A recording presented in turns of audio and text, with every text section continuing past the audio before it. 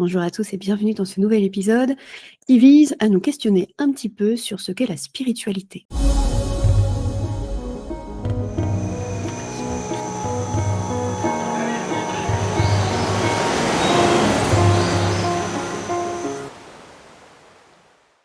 J'imagine que tu n'es pas passé à côté de ce qu'on pourrait appeler étonnamment un phénomène, une tendance, une mode. Tu l'as peut-être constaté, il y a certains mouvements qui deviennent, malgré eux, des tendances. Aujourd'hui, les rayons spiritualité débordent dans les librairies, les contenus explosent sur les réseaux sociaux et on entend tout, tout, tout et un peu n'importe quoi parfois. Attention, je ne suis pas là pour vous dire ce qui est juste et ce qui ne l'est pas, mais pour soulever la réflexion et le questionnement sur ce qu'est la spiritualité. Déjà, premièrement, selon moi, tout le monde est spirituel. La spiritualité ne réside pas dans le fait de porter des pierres, d'avoir des pratiques, d'être, connecté à telle ou telle chose et cetera. Tout le monde dispose d'une spiritualité qui s'exprime de manière différente. Selon moi, la spiritualité est le fait de pouvoir être en totale adéquation avec son être, avec son âme. Une personne qui fait le choix de vivre toute sa vie à la campagne parce qu'elle aime la nature et donc faire un métier qui est en lien avec le fait de pouvoir cultiver, le fait de pouvoir faire pousser des choses et d'être connecté et de le faire en conscience, est une personne bien plus spirituelle qu'une personne qui va porter des pierres parce qu'on lui a dit que telle pierre était efficace pour elle. Deuxième élément qui me semble vraiment déterminant, et je le vois beaucoup dans mon entourage, c'est les croyances. Il y a énormément de contenus qui abordent le fait d'avoir certains types de rituels, certaines croyances. Il ne faut surtout pas faire ça tel jour, et il faut plutôt faire comme ci, et il faut plutôt faire comme ça. Si tu adhères aux propos de ces personnes-là, elles deviennent alors tes croyances, et alors elles s'appliquent à toi. Il n'existe aucune règle. Les seules règles qui existent, ce sont celles que toi, tu décides de mettre en place. Ce sont celles auxquelles tu décides d'adhérer. Ainsi, si on te dit que à la pleine lune, tu dois absolument faire tel rituel, si tu décides d'adhérer à ça, en effet, il est possible qu'il y ait des résultats. Mais il est aussi possible que tu trouves ta propre manière de fonctionner. Et dans ce cas-là, ce sera beaucoup plus juste pour toi. Dans cette montée du spirituel, c'est évidemment accompagné par les fréquences vibratoires de la Terre qui augmentent, qui vibrent comme jamais elle n'a pu vibrer auparavant. Et cette vibration nous donne accès à des choses auxquelles nous n'avions pas accès auparavant. Et on le voit, énormément de personnes développent des capacités extrasensibles. Le fait de pouvoir ressentir les énergies, le fait de pouvoir avoir de la clairaudience, le fait de pouvoir avoir de la clairolfaction, etc.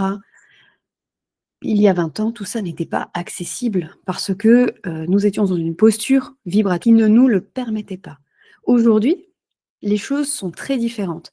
Et l'ère dans laquelle nous sommes est une ère de transformation, de transition très forte avec, selon moi, mais je ne suis pas la seule à le dire, mais en tout cas, c'est ce que je ressens, une véritable transformation de notre rapport à la vie, de notre rapport au monde, de notre rapport à nous-mêmes. Car oui, nous sommes un petit peu poussés à renouer avec nous-mêmes et à être beaucoup plus alignés. Car toutes ces capacités, en fait, nous les avons eues il y a certainement très, très, très longtemps et la vie moderne a fait que nous les avons perdues. Nous n'en avions plus besoin concrètement. Aujourd'hui, les choses changent. Je vous invite à prêter attention juste pour que vous puissiez faire travailler votre sens du discernement, parce que c'est valable dans le monde de la spiritualité, mais aussi partout en fait, hein. Dans les informations que l'on reçoit, que ce soit d'un point de vue spirituel ou même autrement. Il y a eu une époque où on remettait très peu en question l'information. Aujourd'hui, nous avons plein d'outils modernes qui amènent certains travers, mais qui amènent aussi des choses hyper intéressantes, et notamment le fait de pouvoir confronter une information, de pouvoir réfléchir. Et là, sur l'aspect spirituel, la confrontation de l'information que vous recevez, elle ne se fait pas en comparant avec d'autres connaissances ou d'autres contenus ou d'autres livres. Elle se fait en résonance avec vous-même. Ça veut dire que pour pouvoir avancer dans votre spiritualité ou, on peut le dire autrement, pour pouvoir avancer vers vous-même, il est nécessaire de reprendre contact avec vous, de reprendre contact avec votre intériorité, avec votre corps. Car tout ça est interconnecté, toutes les réponses sont à l'intérieur et ça, c'est quelque chose qui m'a peu un peu agacée pendant un certain temps et qui parfois m'agace encore un petit peu parce que quand on a une problématique, on a tendance à vouloir aller chercher la réponse à l'extérieur. Je me sens pas trop bien et cetera, c'est une problématique énergétique, donc je vais aller voir un énergéticien ou quelqu'un, je qu'importe. Sauf qu'en fait, quand on y réfléchit, est-ce que c'est, selon vous, normal d'avoir, besoin d'une personne extérieure pour obtenir des réponses qui dépendent de notre intérieur? Alors, évidemment, il faut bien commencer par un bout et au départ, on a besoin un peu d'aide parce que clairement, on est un peu perdu. On a appris à apprendre et on nous a appris à apprendre à travers des écrits, à travers des ouvrages, à travers des méthodes et là, clairement, bah, il y a pas de méthode. Alors oui, vous pouvez tout à fait suivre des stages, faire des formations, essayer d'allumer cette flamme, de trouver un démarrage, mais clairement, si vous allez faire un stage et que la méthode qui est proposée pour arriver à ce que vous souhaitez faire n'est pas en lien avec vous-même, bah, vous n'aurez pas forcément de résultats parce qu'en fait, il existe autant de manières de faire qu'il existe de nombre d'individus sur terre, en fait. Et ça, il faut pouvoir l'accepter, il faut pouvoir le comprendre et prendre le temps. Prendre le temps. Dans cette logique d'évolution, le temps est un facteur, déterminant. Dans notre vie, sociale, sociétale, aujourd'hui, tout doit aller vite, très, très vite. On a tout ce qu'on veut en claquant des doigts. Bon, j'exagère peut-être un petit peu, mais aujourd'hui, tout va vite et tout est facile et on a, des logiques, notre cerveau change, il évolue parce que tout s'obtient tellement vite que, on est un peu accro au plaisir immédiat, en fait. Quand on est dans un quand on est dans une logique de vouloir, évoluer et de vouloir se retrouver avec soi-même et de se reconnecter à son âme pour pouvoir vraiment être dans une forme de, bah, de joie, hein, tout simplement, c'est l'objectif, bah, il faut prendre le temps. Il ne faut pas s'impatienter ou alors voir tout ce qui vient, comme émotion, tout ce qui remonte pendant, le déroulé de votre, travail, de votre engagement, de vos actions. Il faut considérer tout ce qui vient à vous. Si vous êtes agacé par une personne, il y a une information à comprendre, à conscientiser. Non, ce n'est pas la faute de la personne parce qu'elle a un comportement qui vous agace. C'est la réaction que vous avez en miroir face à cette personne qui génère chez vous une réaction, une émotion ou quelque chose. Et si c'est le cas, ne vous agacez pas, mais voyez ça comme une super opportunité d'obtenir des informations pour vous décrypter. Si vous êtes dans une posture de victime, posez-vous la question: «Qu'est-ce qui fait que c'est forcément la faute de l'autre?» Ce n'est jamais la faute de l'autre. Dans, la perspective de la vie, la vérité n'existe pas. Ma vérité n'est pas votre vérité, n'est pas la vérité du voisin, ni la vérité, de l'autre voisin de l'autre côté. Concrètement, la vérité, c'est quelque chose de subjectif qui est perçu dans le regard de la personne qui décrit cette vérité. Comme une question de prisme, si vous prenez une discussion ou un échange un petit peu musclé entre 2 personnes et si vous êtes l'une de ces personnes, si vous vous mettez face à la personne, il va y avoir un enjeu de: «On m'attaque, je réponds, on m'attaque, je réponds» et cetera et on est sur un échange un peu, ping-pong agressif. Si vous sortez de votre corps, vous vous imaginez que vous regardez la scène en vous concentrant sur l'être qui est en face de vous et vous essayez de sentir ce qu'elle ressent. Vous essayez de sentir ce que vous ressentez et vous allez vous rendre compte que finalement, les émotions que vous éprouvez, il est possible qu'elles soient très proches et que lorsque vous êtes dans cet état-là, vous êtes chacun blessé et comme vous êtes blessé, bah, vous vous mettez dans une posture d'attaque et en fait, d'une certaine manière, c'est comme une discussion stérile qui n'a pas de sens parce qu'en fait, ce sont les émotionnels et les égos qui vont venir, répondre, riposter. En essayant de faire cet exercice de temps en temps dans votre quotidien, c'est-à-dire même quand vous discutez, ne vous placez pas forcément face à la personne. Évidemment, j'évoque ça de manière figurée. Ne vous mettez pas face à la personne, mais vous vous mettez donc un petit peu sur le côté et vous observez l'être. Et en observant l'être, vous allez très vite comprendre pourquoi cette personne, elle est agressive. Pourquoi cette personne, elle est hautaine. Pourquoi cette personne, elle est comme ci ou comme ça. Parce que ce que dit la personne, et ça, c'est une vérité qui, moi, m'a beaucoup aidée. Ce que les personnes vous disent, ce n'est généralement jamais pour vous blesser délibérément. C'est la plupart du temps ce que peut faire la personne. C'est-à-dire qu'en fait, les individus n'agissent pas contre vous, mais en fonction des moyens qu'ils ont, en fonction des émotions qu'ils vivent.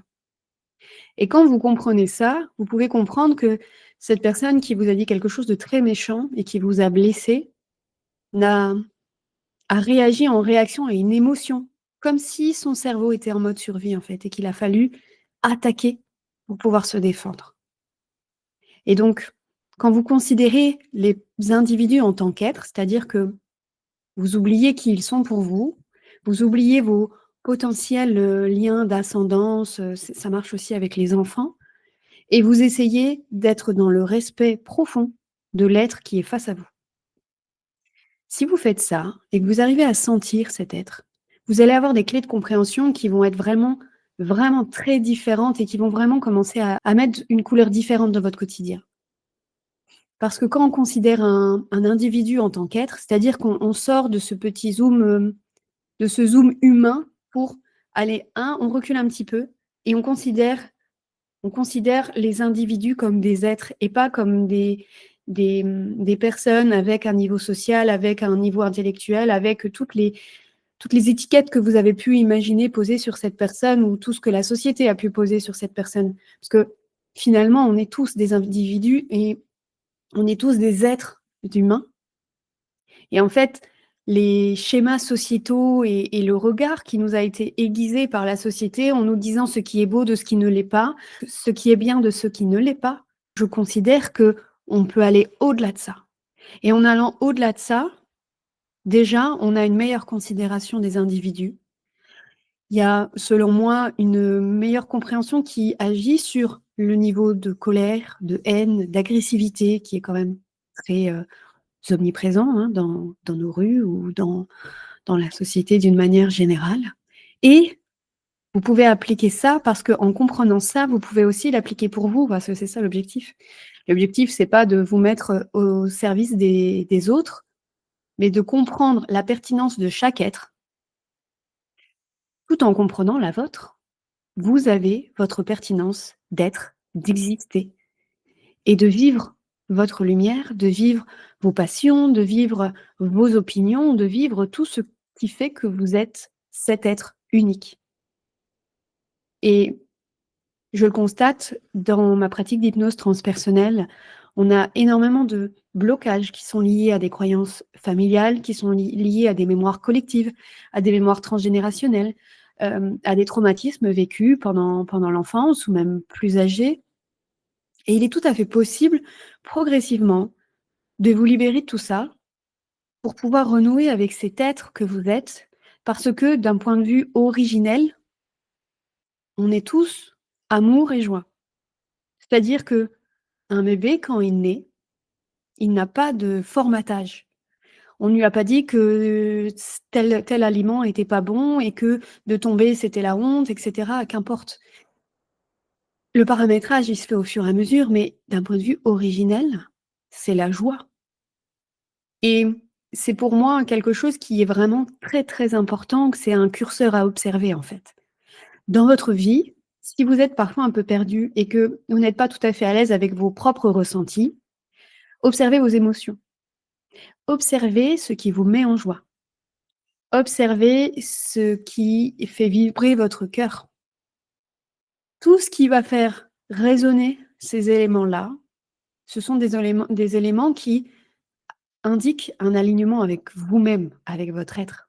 Et moi, par exemple, dans une séance d'hypnose transpersonnelle que j'ai réalisée pour moi, donc j'étais la consultante, j'ai pu me reconnecter, au moment, hem, juste avant mon incarnation, en fait. Et j'ai été connectée à l'émotion que j'avais que je ressentais. J'ai ressenti mon âme, la tonalité, la couleur, le la tonalité vibratoire de mon âme, je l'ai ressentie. Et il y a quelque chose qui m'a vraiment, vraiment profondément marquée, c'est la joie. Alors bon, clairement, je suis pas quelqu'un de pas joyeux, mais en tout cas, je suis vraiment au niveau 1 par rapport à ce que j'ai ressenti, qui devait être au niveau, 300, 400, 10 000, j'en sais rien. Mais ça m'a vraiment frappée. J'ai ressenti une joie profonde, une excitation, un peu comme les enfants juste avant de déballer leurs cadeaux de Noël, en fait. Et c'était d'une intensité. Il y avait, comme une forme de légèreté. Et en fait, j'ai pu, lors de cette séance, comprendre pourquoi j'étais venue, dans quel état d'esprit j'étais, qu'est-ce que j'avais souhaité, qu'est-ce que j'avais plus ou moins choisi, le niveau de difficulté, un peu comme un jeu vidéo, en fait. J'ai choisi le monde, le niveau de difficulté, et cetera. Et quand on arrive à reconnecter à cette joie, on comprend à quel point on s'est éloigné sur le chemin de cette joie, profonde. Et l'objectif de ce chemin d'évolution vers son être, c'est vraiment de pouvoir reconnecter à ça, en fait. Parce qu'aujourd'hui, dans ma vie quotidienne, j'observe beaucoup, hem, les individus et j'essaye de sentir les êtres et j'essaye de savoir s'ils vont bien ou s'ils ne vont pas bien. Et alors peut-être que je vis au mauvais endroit, je sais pas, hein, mais d'une manière générale, ça va pas fort, quoi. En tout cas, j'ai le sentiment qu'il y a beaucoup de tristesse, qu'il y a beaucoup de blocage, que, il y a de la volonté de vouloir avancer, mais des choses qui viennent sur le chemin, qui bloquent. Mais en fait, tout ça, on peut travailler dessus et on peut faire évoluer tout ça. Et en fait, il y a plein de méthodes pour y arriver. L'hypnose transpersonnelle en est une, hem, mais il y a plein d'autres méthodes. Et en fait, moi, je suis pas là pour vous convaincre de quoi que ce soit, mais si vous ressentez cet appel intérieur, il faut l'écouter. Il faut essayer de ne pas trop chercher de l'aide de l'extérieur, même si c'est nécessaire peut-être à certains moments du parcours, mais ne vous lancez pas à corps perdu dans, le fait d'aller écouter les conseils, de Pierre, Paul et Jacques, et cetera. Parce que quand quelqu'un vous donne un conseil, c'est son expérience qui parle, mais vous n'êtes pas cette personne. Donc on le sait, on l'a tous fait, hein, parce que l'ego connaît ça, hein. On a une problématique et on va aller demander conseil à telle personne, parce qu'on sait que sa réponse, c'est celle qu'on a envie d'entendre, parce qu'on connaît. On sait déjà comme entre guillemets, plus ou moins les positions des personnes à qui on va demander des conseils. Mais on va pas demander à cette personne-là, parce que cette personne-là, elle va nous poser des questions qui vont potentiellement nous faire remettre en question, la situation, et cetera. Et ça, on n'a pas envie. On a besoin d'un peu de facilité, on a besoin d'être un peu conforté dans, la position qu'on avait déjà choisie ou pas. Mais concrètement, même si ça reste, quelque chose d'important de pouvoir, se livrer et s'exprimer auprès de ses proches, la seule décision qui compte et la seule bonne décision qui compte, c'est la vôtre. Parce qu'il n'y a que vous qui connaissez parfaitement, ou du moins pas tout à fait en conscience, mais en tout cas qui connaissez parfaitement votre être. Et vous, vous savez quelles sont vos capacités. Et vous, vous savez quelles sont vos limites et les limites que vous avez envie bah, de faire exploser, quoi. Alors, dans cette logique de se connecter à son intérieur, il faut, dans une certaine manière, laisser son instinct reprendre le dessus. Moi, personnellement, j'ai eu une période où on me disait: «Il faut que tu laisses parler ton cœur.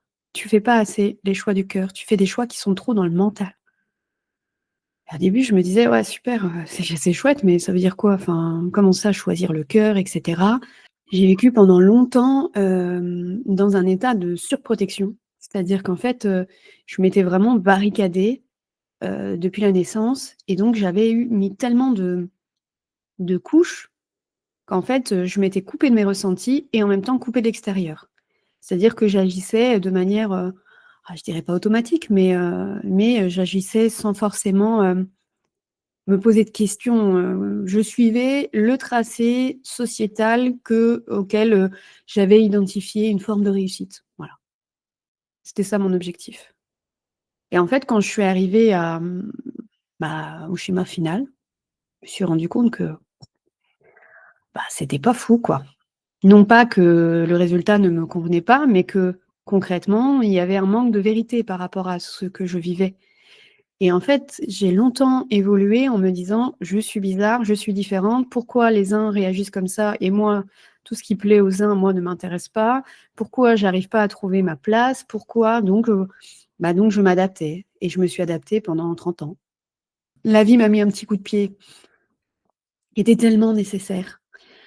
Un peu rude, à prendre parce qu'en fait, je me suis rendu compte qu'à 30 ans, je savais pas qui j'étais.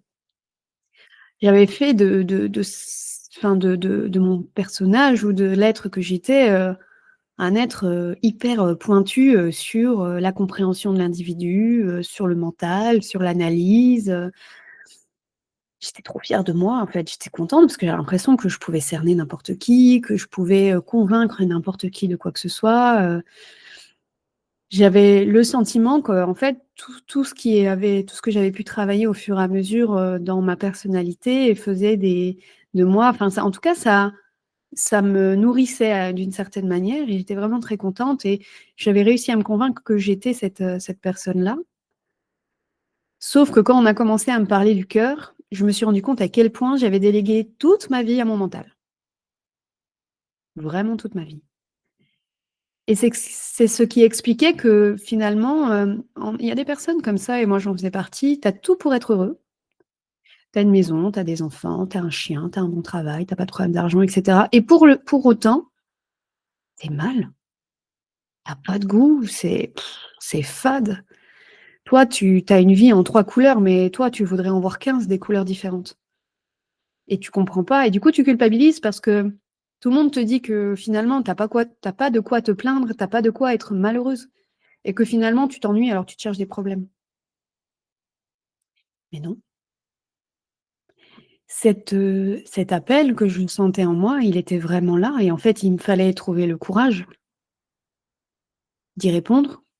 Il fallait trouver l'énergie, le fait de passer à l'action et en fait, ça demande un grand travail de remise en question parce que ce que je croyais être ma super force, finalement, c'était pas du tout, c'est finalement ce qui m'a éloignée le plus de moi.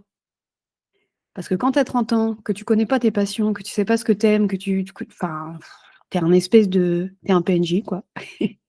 Bon, sauf que j'étais quand même active, mais active de l'extérieur, mais à l'intérieur, pas tant que ça.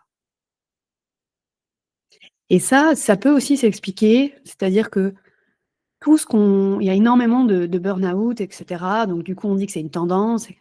Alors on peut y voir une tendance ou on peut y voir finalement un indicateur de bonheur humain. Et en fait, beaucoup, beaucoup, beaucoup, beaucoup, comme moi, ont fait des choix qui étaient portés par le mental. Petit focus sur le mental, c'est pas nous. Ton mental, c'est pas toi. Le mental, c'est un élément qui fait partie de toi. C'est un élément qui te permet de te sécuriser, qui permet d'analyser l'information, de les classifier, de les organiser, de déterminer le niveau de danger. L'objectif de ton mental, c'est de te protéger, il veut pas que tu meures, en fait. Son objectif, c'est vraiment que tu ne meurs pas. Moi, je l'imagine j'aime bien les métaphores qui sont pas toujours, qui sont parfois un peu hasardeuses, mais soit. Dans cette métaphore, j'imagine que moi, je suis une maison et le mental, c'est le gardien devant la maison. Et quand tu y réfléchis, tu te dis: «Mais, tu laisserais pas la gestion de l'évolution de ta maison à la personne qui est là dehors pour assurer la sécurité?» Parce qu'en fait, malgré ses bonnes intentions, elle n'est pas connectée à cette maison. Elle l'est comme si elle était un peu de l'extérieur et donc elle peut pas prendre des décisions qui sont connectées avec le cœur, puisque du coup, elle va répondre à d'autres enjeux. Alors attention, le mental est hyper nécessaire, on en a besoin. On en a besoin pour vivre, pour s'organiser, et cetera. Mais dans les choix de vie, le mental, il va toujours te proposer la solution la plus sécurisante. Alors en fonction de ce que tu vis, tu vas peut-être avoir besoin de sécurité, mais pas toujours. Si tu as toujours choisi avec ton mental, il est possible qu'aujourd'hui tu sois un peu pas forcément en forme, que tu aies perdu le goût et que ce soit plus compliqué. Et c'est pour ça que moi, en fait, j'avais du mal à comprendre, utilise ton cœur. Ah oui, OK, mais alors du coup, quand tu as fonctionné pendant 30 ans d'une certaine manière, c'est hyper compliqué de trouver, il est où l'autre bouton en fait, hein? Alors ça prend du temps, il faut être patient, il faut tester des choses, expérimenter. Moi, j'ai le sentiment d'être comme un petit laboratoire, en fait. Je teste plein de trucs. Des fois, j'ai des choses qui viennent spontanément, qui viennent de nulle part. Je fais, je teste, je prends des risques, en fait, il faut vraiment envisager la vie comme un jeu. Alors, c'est sûr que c'est pas toujours évident en fonction de ce qu'on vit, mais chaque chose que l'on vit, selon moi, est un cadeau de la vie, que ce soit un cadeau plus ou moins difficile à accepter, mais c'est une opportunité pour évoluer. Toutes les épreuves qui sont vécues, dans la difficulté sont les meilleures opportunités que vous puissiez avoir pour évoluer. On n'évolue pas dans la facilité. On n'évolue pas quand tout va bien, on stagne, on reste et on a le droit d'avoir des phases comme ça de vie où tout est un peu plus doux, où l'aventure se calme un petit peu pour pouvoir laisser place un peu à la sérénité. Mais c'est toute une, toute une optique à avoir sur la considération de ce qui parvient. En fait, concrètement, pour être davantage spirituel ou pour être plus en lien avec soi-même, il faut être à l'écoute de ses émotions, être à l'écoute de ses réactions et se questionner et pas reporter la faute sur l'autre. Quand on reporte la faute sur l'autre, on déplace le problème en fait parce qu'en fait, les informations elles nous sont destinées. Alors oui, on n'a peut-être pas toujours envie de voir, hein. Ça demande un travail de, faire face à ses ombres, comme on dit. Et en fait, si on éprouve de la jalousie, si on éprouve tel ou tel sentiment, il y a pas de jugement à apporter. Il faut vraiment être dans l'accueil de ce qui vient et essayer vraiment de comprendre. Faites de vous-même votre outil d'analyse et d'étude et observez avec amour et bienveillance, sans jugement. Parce que là aussi, moi, je le constate beaucoup, hem, on a ce corps qui est notre temple intérieur, qui est, un outil de qui est pas un outil, mais qui est un être, qui nous accompagne, dans notre vie et sans qui ce serait tellement pas possible de pouvoir avancer dans cette vie, qui est pas beaucoup entendu et être, dans une forme de spiritualité, c'est en fait être à l'écoute aussi de ses ressentis et de ses douleurs, de ses problèmes de santé. Tous les mots que votre corps, les mots MAUX, sont des mots MOT qu'il vous transmet en fait. Ce sont des messages et en fait, si vous avez une maladie, cette maladie-là, elle est là pour vous donner un message, pour vous expliquer quelque chose. C'est une réaction que votre corps a eue pour vous protéger face à une situation qui a été vécue comme traumatisante, comme, heu, un mécanisme de survie qui a été mis en place et c'est important quand justement ces symptômes apparaissent, de ne pas les ignorer. Souvent, on veut pas voir parce qu'il y a de la peur derrière. Il y a la peur de la maladie, il y a la peur, des peurs qui peuvent aussi être associées à ce que votre famille a vécu. Si vous avez des personnes dans votre famille qui ont eu des maladies, qui même ont pu partir à cause de la maladie, il y a plein de peurs qui peuvent être attachées à ça. Mais le fait d'entendre ce que notre corps nous dit, nous permet de mieux fonctionner avec lui et d'évacuer les, les mémoires, les conflits qui parfois agissent en arrière-plan dans votre corps tout le temps et il arrive qu'il y ait des personnes qui aient vécu toute leur vie sans se rendre compte que leur corps se battait en permanence. et ce sont des personnes qui ont vécu souvent de grandes fatigues, qui ont vécu des difficultés et en fait, c'est un manque de communication, de connexion avec son propre corps. Si vous étiez au courant que votre corps est en souffrance, vous le laisseriez pas, comme ça, en fait. Imaginez-vous, c'est peut-être plus concret d'imaginer qu'une personne extérieure. Vous passez dans la rue et vous voyez une personne qui souffre mais profondément. Est-ce que vous passez à côté sans rien faire? Ou est-ce que vous vous arrêtez pour essayer de trouver un moyen pour l'apaiser? C'est exactement pareil avec vous. Ne considérez pas parce que vous faites qu'un, que vous ne méritez pas l'attention nécessaire. C'est être spirituel ou c'est vraiment vivre en symbiose avec tout ce qui vous compose, tout ce qui vous détermine. Et aujourd'hui, beaucoup de personnes déploient leur énergie vers l'extérieur pour aider les autres. Si vous êtes dans cette logique-là, essayez de comprendre qu'est-ce qui fait que vous avez besoin d'aider les autres? Qu'est-ce que ça dit de vous? Est-ce que vous avez peur de ne pas être utile? Est-ce qu'en aidant les autres, vous êtes dans une logique où, bah, tant que vous passez du temps avec les autres, vous n'êtes pas face à vous-même et ça vous arrange bien? Il faut pas avoir, peur de soi-même, en fait.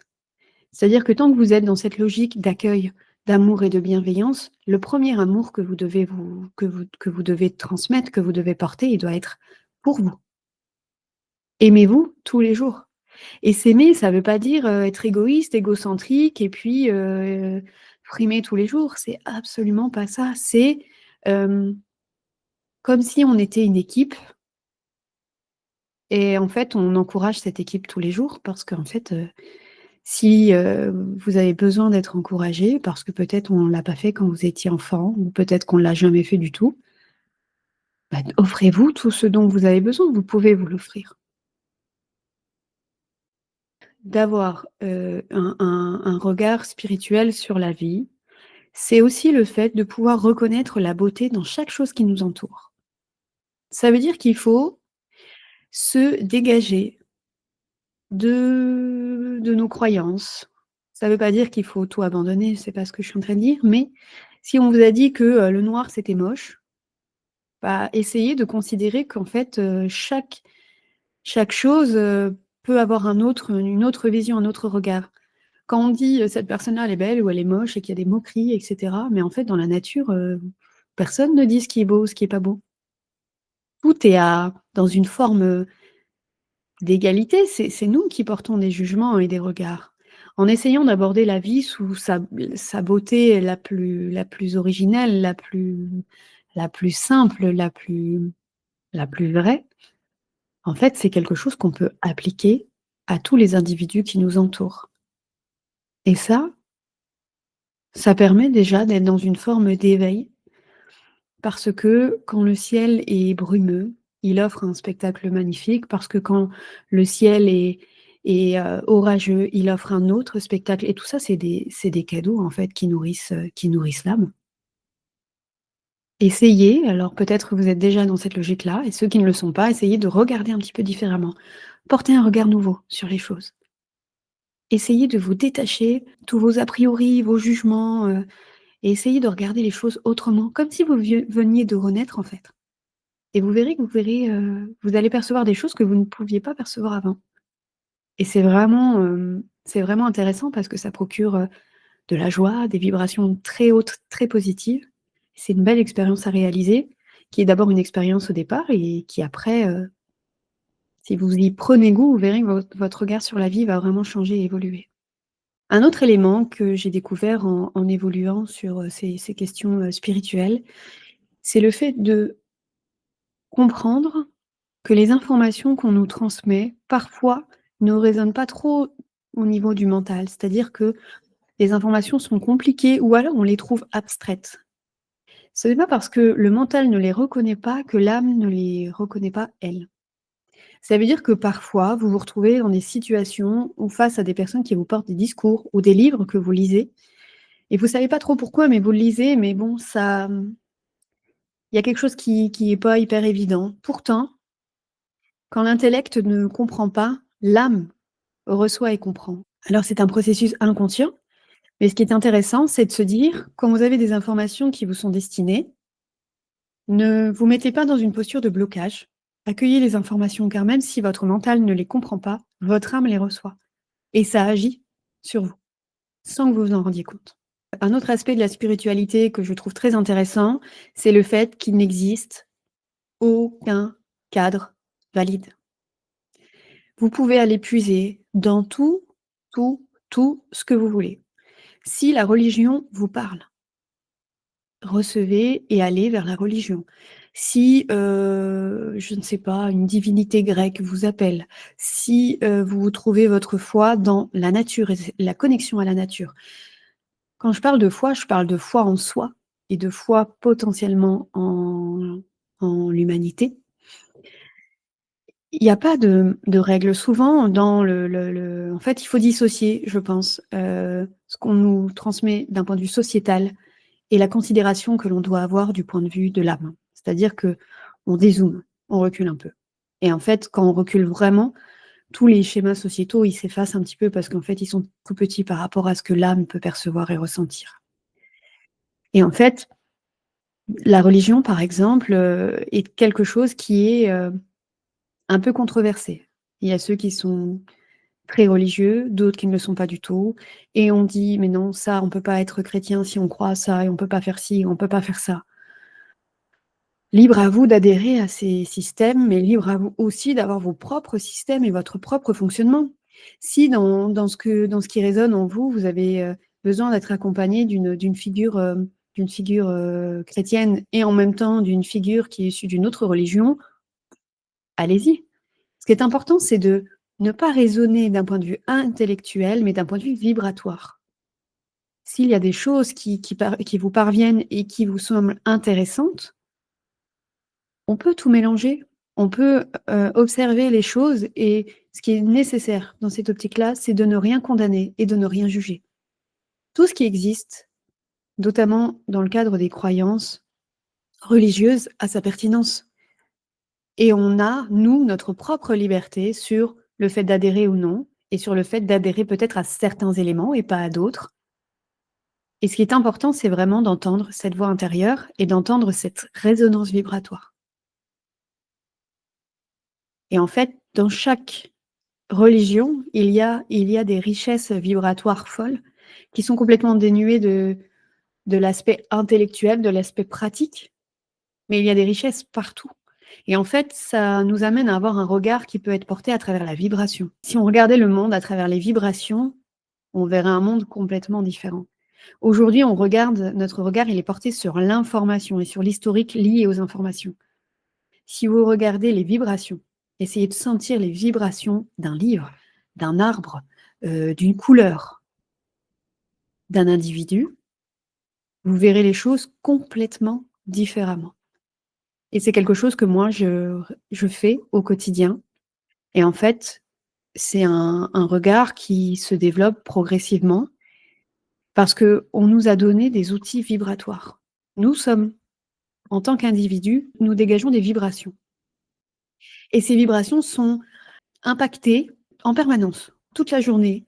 Si vous vous levez, vous avez un taux vibratoire de X unités bovis. Si, vous vous levez, vous regardez votre téléphone, vous voyez, je sais pas, sur Instagram un fait divers, poup, vous redescendez. Ensuite, vous allez prendre votre café, la machine à café, elle a pas fonctionné, du coup vous êtes énervé, hop, vous redescendez et finalement, la personne avec qui vous partagez votre vie, vous a fait une petite attention avec une bougie, une fleur et cetera, hop, ça remonte.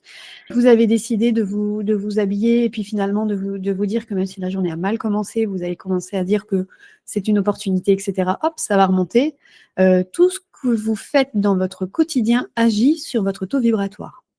Les films que vous regardez, ce que vous consultez sur les réseaux sociaux, les aliments que vous mangez, les couleurs que vous portez, les lieux que vous visitez, tout, tout ce que vous faites agit sur votre vibration. Ça veut dire que si on réfléchit un peu plus loin, si vous vous sentez mal et que ça va vraiment pas fort, réfléchissez si ce que vous faites dans votre quotidien va vous aider à avoir des vibrations plus hautes. L'objectif, c'est pas d'aller haut pour aller haut, c'est d'aller haut pour se sentir bien, pour se sentir, plus léger, plus joyeux et cetera. Observez. Si vous êtes dans la médisance, si vous êtes dans la critique, hop, ça redescend.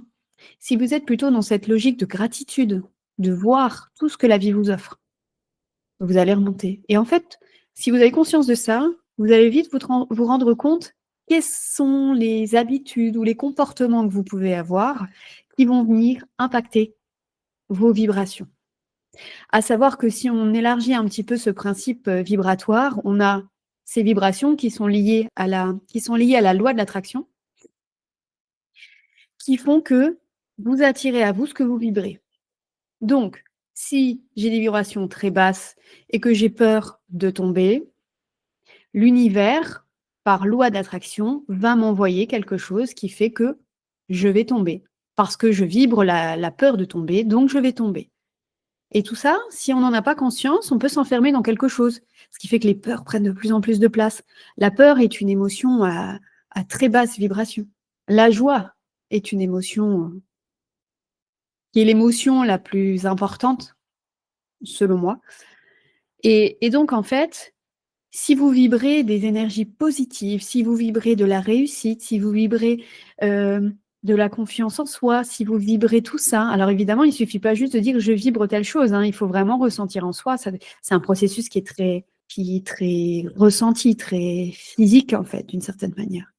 Eh bien, ça va vous permettre de peut-être réajuster un petit peu votre vie et de voir se dessiner autour de vous une vie qui vous correspond mieux, une vie dont vous avez davantage envie que celle que vous vivez aujourd'hui. Et si vous avez des prises de conscience et que vous vous rendez compte que aujourd'hui le métier que vous faites, c'est pas du tout le métier qui vous va bien et que vous avez envie de changer, il faut aussi accepter que vous avez envie de changer, mais que là, tout de suite, ce n'est pas possible. Et accepter qu'en fait, là, vous êtes en transition et que la transition pourrait être plus ou moins rapide, mais même si c'est pas rapide, que c'est pas une fin en soi et que vous nourrissez tous les jours un petit pas pour aller vers cette direction. Le fait d'être dans l'action, le fait de ne pas être dans l'attente, dans la passivité, vous permet d'orchestrer les choses et de mettre en place des choses et de renouveler et de créer et de faire en sorte que votre environnement se développe, se déploie et devienne de plus en plus harmonieux en fonction des actions que vous mettez en place. Voilà. Bon, c'était une longue discussion avec moi-même, mais en tout cas avec vous aussi, sur ce qu'est la spiritualité. Évidemment, ce n'est pas une réponse intégrale parce qu'en fait, il n'existe pas de réponse intégrale. Moi, j'avais envie de vous partager un petit peu quelques éléments que moi j'ai ressentis, que j'ai expérimentés, que j'ai découverts. Évidemment, libre à vous d'accueillir ce qui vous a semblé juste et libre à vous de laisser de côté ce qui n'était pas en résonance avec vous-même.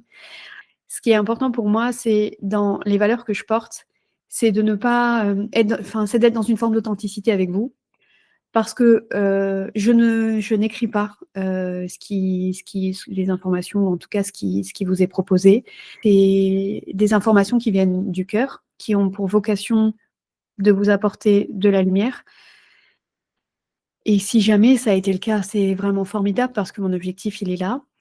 Je vais travailler sur d'autres formats parce que c'est important pour moi que vous puissiez aussi avoir un point de vue spirituel qui part. Jusqu'à présent, je l'ai fait à travers des différents praticiens. Je vais aussi aller à la rencontre d'individus qui ne sont pas du tout dans une pratique professionnelle liée à la spiritualité, mais qui, eux, dans leur quotidien, ont vécu des choses qui les ont confrontés à cette remise en question, à cette approche de la vie, à cette approche d'eux-mêmes. Donc, vous verrez prochainement des épisodes qui vont être orientés plutôt sur des parcours de vie. Et je vais continuer aussi à développer les formats où je prends des sujets que je vous explique, ou en tout cas qu'on nourrit ensemble. J'espère que cet épisode vous a plu. En tout cas, je vous dis à très vite pour le prochain épisode et je vous remercie de tout mon cœur pour votre fidélité. À très vite.